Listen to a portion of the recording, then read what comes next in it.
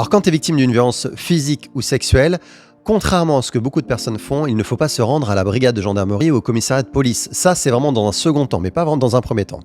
Le premier temps, c'est de faire constater ça pour avoir des preuves scientifiques. Réflexe numéro 1, tu vas aux urgences le jour où tu es victime de la violence. Pendant que tu te rends aux urgences, tu appelles l'institut médico-judiciaire du lieu où tu habites. Pourquoi pas l'institut médico-légal, c'est quand tu es décédé, judiciaire, c'est quand tu es vivante et que tu as été victime de violence. Pourquoi je dis dans un premier temps de faire les urgences? Parce que l'institut médico-judiciaire, selon l'endroit où tu habites, ça peut avoir des délais assez longs, de 3, 5, 7 jours.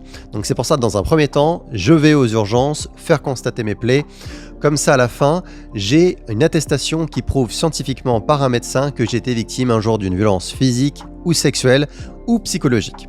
Une fois que j'ai ça c'est ma preuve formelle, où il y aura un ITT, une interruption temporaire de travail, même si je bosse pas, plus l'ITT est long, plus ça montre la gravité des violences que tu as eues.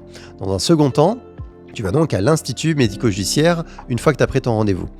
Ces deux choses-là, ce sont tes preuves scientifiques comme quoi tu as été victime d'une violence. Une fois que tu as ces deux choses-là, tu vas au commissariat de police ou à la brigade de gendarmerie pour porter plainte. Parce que là, tu auras une preuve formelle comme quoi tu as été un jour victime.